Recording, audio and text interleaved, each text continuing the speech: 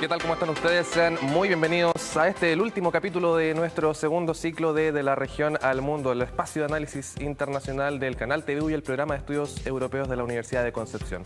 En esta oportunidad queremos hacer un recuento de los temas más importantes que hemos abordado estos últimos 3 meses. Sin duda alguna tenemos que hablar de Donald Trump, de la situación en Europa, la crisis de la Unión o de la división. También queremos hacer un repaso por América Latina y cuál es la propuesta desde Chile hacia el mundo. Para hablar de este y otros temas, saludamos a nuestras panelistas invitadas esta jornada. Paulina Estroza, analista internacional y directora del programa de estudios europeos. ¿Cómo estás, Paulina? Bien, y un gusto nuevamente ya en el cierre de este segundo ciclo de nuestro programa. Partimos y cerramos también contigo y con Jean Simon, doctora en ciencia política, también académica de la Universidad de Concepción. Muchas gracias, Jean, por acompañarnos. No, un gusto como siempre hablar de temas internacionales.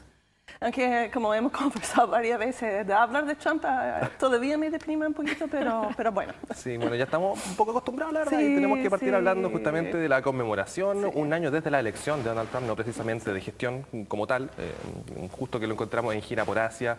¿Qué podemos decir de todo este tiempo que nos ha dejado la gestión de Donald Trump en el plano interno? Discutiendo muy fuertemente con lo que era la gestión de Barack Obama y en el plano exterior, ciertamente dejando un estilo de diplomacia al que no estábamos acostumbrados. Yo creo que justamente lo último que tú señalas, un estilo de diplomacia, de comunicación además con el exterior distinta, muchos tweets, eso también nos está dejando Diplomacia por Twitter. Absolutamente una Twitter diplomacia muy activa y polémica. Yo creo que eso...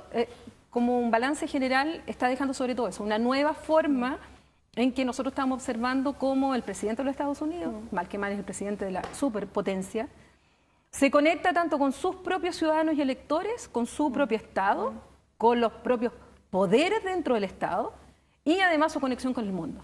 Entonces, estamos viendo una forma que, como tú dices, no estábamos acostumbrados y también que refleja en todos estos ámbitos un deseo interno de Trump de acabar con lo que Obama había dejado. Si uno ve también todo donde se ha concentrado más, es justamente de ir eliminando aquellos hitos, incluso que Obama había dejado desde su relación con Cuba, casi sus vínculos con Europa, el legado que en el fondo había quedado después de 8 años de gestión demócrata de Obama. Él ha tratado de irlo minando, o sea, el cambio del clima, algunas decisiones de política interna en materia de impuestos. Yo creo que eso es lo que en definitiva uno puede hacer como balance de lo que ha significado la gestión de Trump. Y segundo, también lo que habíamos dicho desde el comienzo, que pese a que él ganó la elección, evidentemente Estados Unidos es un estado en el cual los poderes van funcionando, hay un contrapeso, y no ha podido hacer todo lo que ha querido. Y ahí tiene varias órdenes y decisiones que fueron detenidas justamente por el Poder Judicial, y por otro lado por los propios estados federados que no estuvieron de acuerdo. Entonces yo creo que eso es como una primera gran visión de un balance en estos meses de Trump. ¿Y se hace cargo de sus promesas de campaña?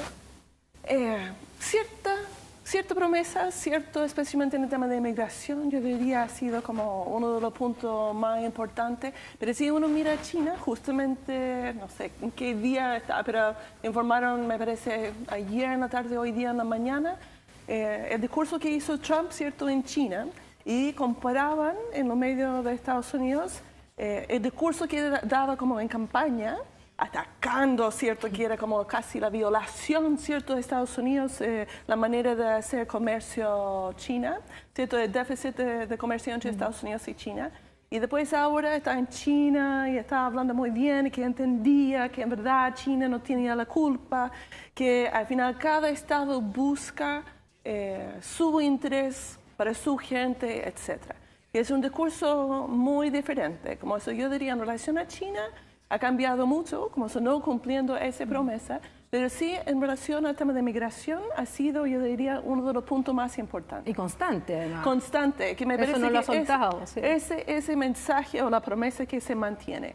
Y en relación a que dice, no es solamente como el equilibrio de poderes, pero al final la división del Partido Republicano y la incapacidad de Trump de unir las distintas tendencias dentro del Partido Republicano ha hecho que, a pesar que ha gobernado, me parece, 290 y tantos días, no ha logrado ningún éxito legislativo. La única cosa que ha logrado pasar por el Congreso y Senado de Estados Unidos fue el nombramiento de juez de Corte Suprema, que es quizás de mayor importancia. Y esa fue otra promesa de campaña. ¿A qué podríamos también adjudicar esta división del Partido Republicano que no se alinea detrás de lo que es su presidente, lo que fue su candidato y de lo que es el presidente de Estados Unidos? ¿Tendrá mucho que ver también el cuestionamiento externo a la figura de Donald Trump, por ejemplo, la crisis con Rusia? ¿Habrán algunos elementos de ese tipo? Mira, yo creo que lo primero es que muchos de ellos no lo sienten como un republicano. Porque, claro, porque no es. En el fondo él terminó imponiéndose a los deseos del partido. Entonces, en definitiva, el Partido Republicano lo llevó porque fue ganando espacio pese al Partido Republicano. Entonces, yo creo que no lo sienten uno de los suyos. Entonces, es difícil comulgar con muchas ideas de él porque no lo sienten como propias. Algunos sí, evidentemente, el sector sobre todo más de derecha en algunos temas, el Tea Party en algunos temas, también ahí en algunos temas es mucho más cercano, pero en otros hay algunos que se sienten muy lejanos y hay algunos, senadores que ya son conocidos incluso, en que han votado constantemente en contra de las políticas de Trump porque no están de acuerdo con esa política de Trump. No solamente por Trump, por la figura, sino porque no están de acuerdo con la idea. Entonces, yo creo en parte es eso y en segundo lugar también porque muchas de las decisiones que él ha tomado las ha hecho fuera del Partido Republicano, no las conversa con ellos. No son decisiones del Partido Republicano que el presidente de la República lo que está haciendo es llevarlas a la práctica. Entonces tampoco si son conversadas con ellos y muchas veces son contra la opinión de ellos, evidentemente va a tener una resistencia en el Congreso. Justamente. No, y yo diría más que eso, que en muchos temas, por ejemplo, el mismo Obamacare, a él no le importa qué contenido tiene el de retirar Obamacare, que quiere es que se retire. Como eso, él echa la culpa justamente a los republicanos, como no tiene un plan que está de acuerdo. Ahora tenemos un presidente que va a firmar, tenemos control, ¿cierto?, de Senado y Congreso, y no pueden lograr apoyo dentro de sus partidos. Como eso, es que por un lado tiene ciertas posiciones, pero por el otro lado no es un liderazgo, y lo contrastan mucho en los medios con Obama, que habló con todos los congresistas. Hizo política. Hizo política. Mientras que Trump, de cierta manera, es mucho más personalista, menos contenido.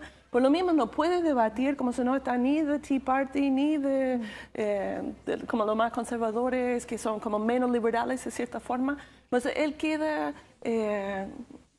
sin dirigir y también muchas veces insultando a través de Twitter a los mismos líderes, no sé cómo se llama en español, pero esencialmente los líderes de cada bando. Por ejemplo, en el Congreso, Paul Ryan, y, en la Cámara de Diputados y después en el Senado, ¿cómo se llama? Pero son que tienen que armar la votación para llegar a... Claro, las jefaturas de bancada. Exactamente. No, y además que un poco también en el sentido de lo que dice Jean, también hay que pensar de que hay elecciones posteriores y que muchos republicanos sentían de que si ellos apoyaban demasiado las ideas y la forma de ser de Trump, lo que iba a pasar iba a ser que en las elecciones ellos iban a sufrir justamente el desgaste y las consecuencias. Y eso es lo que estamos observando ahora en elecciones federadas, en las cuales el Partido Republicano y algunos apoyados directamente por Trump perdieron.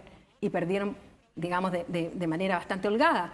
Entonces, también muchos de ellos no están apoyando a Trump, ni siquiera públicamente, justamente para, y sobre todo en el 2018, que vienen las elecciones de medio término, de mandato, que al final las consecuencias negativas las vayan a sufrir ellos. Y por otro lado, en que los índices de aprobación y de popularidad de Trump están cada vez más bajos. Entonces, evidentemente, que es lo que están también tratando de hacer, de alejarse de esa figura para no sufrir las consecuencias negativas de ellos. Es que sí, no, porque Steve Bannon, ¿cierto?, que como hombre estratégico que estaba dentro de la Casa Blanca, después salió, ¿cierto?, él va trabajando desde las bases. Y Trump tiene como un votante duro. Que no es republicano necesariamente, es un voto duro. O sea, esencialmente, si apoyan Trump y lo van moviendo Steve Bannon, entonces lo van a votar y lo van a atacar. Como son varios, por ejemplo, soy mala con los nombres hoy día, pero hay 2 republicanos que ya han informado que no se van a presentar a las próximas elecciones porque esencialmente Steve Bannon ha dicho que va a promover candidatos que lo van a atacar y lo van a hacer ataques, pero súper fuertes y yo diría crueles. Son personas que al final ya no quieren más. Como ellos están siendo oposición a Trump adentro, pero ¿por qué no van a ir a la reelección? los que van a la reelección, donde tienen un importante electorado que todavía está muy Trump, tienen mucho miedo. Y que hemos visto, especialmente en la última semana, una división muy importante dentro del Partido Demócrata. Hay un libro que salió por la expresidenta del Partido Demócrata, que asumió después de la convención donde eligen a Hillary Clinton, esencialmente diciendo que el sistema como funcionó favoreció a Hillary Clinton por sobre Bernie Sanders, como eso que estaba como rigged, de cierta manera, la palabra en inglés, aunque hay toda una discusión de cómo interpretar esa palabra. Y eso ha generado que los mismos demócratas están muy divididos y por lo mismo había mucha preocupación que la gente no iba a salir a votar, porque quizás odian a Trump, muchos demócratas, pero no hay ningún candidato demócrata que atrae tampoco, que siga siendo un problema. Pero finalmente, gracias, cierto, ganó el Partido Demócrata tanto en Virginia como en Nueva Jersey, que eran dos elecciones muy importantes. Hablaba Gina acerca de lo que es la relación de Donald Trump con China, tomando en cuenta que se encuentra de gira ahí por Asia, pero también que nos ha dejado su relación, Paulina, con otras potencias, con otros liderazgos, con la OTAN, por ejemplo, con la Unión Europea. ¿Qué son de estos meses de Donald Trump también siendo parte de un concierto internacional que muchos presidentes tal vez no se encontraban, no se esperaban encontrarse con esta contraparte de Estados Unidos? Mira, la relación con los países de la Unión Europea, con la Unión Europea y con la OTAN, que incluye algunos países de la Unión Europea, evidentemente ha sido, yo creo que están todavía un poco reaccionando al impacto que significó que él llegara a la Casa Blanca.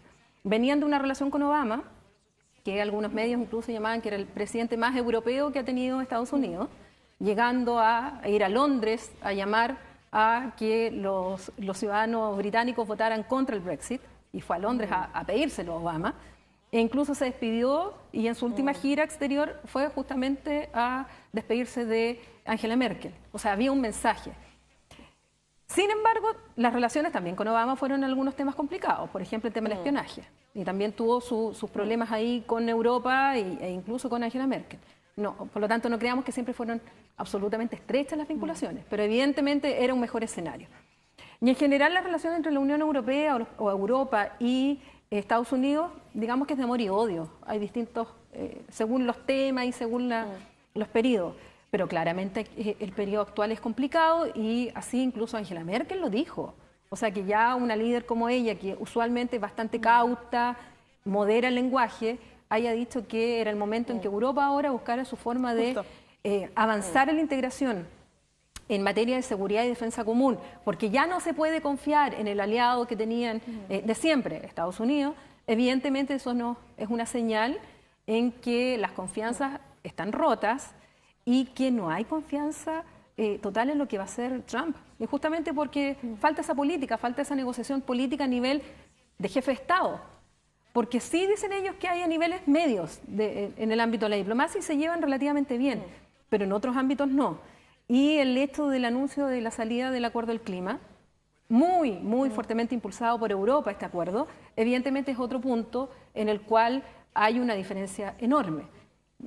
Sumemos a esto de cuando él fue a Bruselas y le exige en la OTAN que paguen de una vez por todas el 2% que se habrían comprometido de su Producto Interno Bruto cada país, porque el fondo paguen las cuentas y de una manera bastante poco diplomática, evidentemente evidencia un tema que ahí es conflictivo. Sumemos además que dijo que no iba a firmar, que no iba a seguir y no iba a continuar con el tratado entre la Unión Europea y Estados Unidos, que venían años negociando bajo la administración No hay Obama. señales de tampoco de restauración de esta relación. No, pero que por el otro lado, específicamente con el Acuerdo de París, como Estados Unidos es un Estado federal, varios estados han indicado que ellos sí van a respetar los acuerdos. Como eso, esencialmente hay como, yo diría, una mayor separación entre el nivel federal o el nivel de presidencial. Incluso algunas corporaciones, algunas empresas, también por su cuenta han señalado que quieren respetarlo. También, porque hay como proceso de planificación dentro de empresas, pero también a nivel federal, por ejemplo, California, y que cada vez los estados tienen que responder a una serie de desastres que hemos visto, ¿cierto?, en los últimos meses. Y eso se va generando que los mismos estados reconocen que ellos tienen que responder a las necesidades, a prevenir ciertos temas, como ellos van respetando mucho los temas que están dentro del Acuerdo de París. Por lo tanto, el impacto va a ser menor, el impacto real va a ser menor, pero políticamente ya quedó ahí. Sí, pero que me llama la atención con la Unión Europea es que no ha logrado como aprovechar ese espacio que ha dejado Estados Unidos con Trump, ¿cierto? Dentro de nivel mundial, ¿cierto? Para ejercer el liderazgo. Vamos a hablar de Europa, queremos hablar de Europa, pero tenemos que ir a una pausa comercial. Estamos haciendo de la región al mundo. Usted no se mueve de la sintonía de TVU.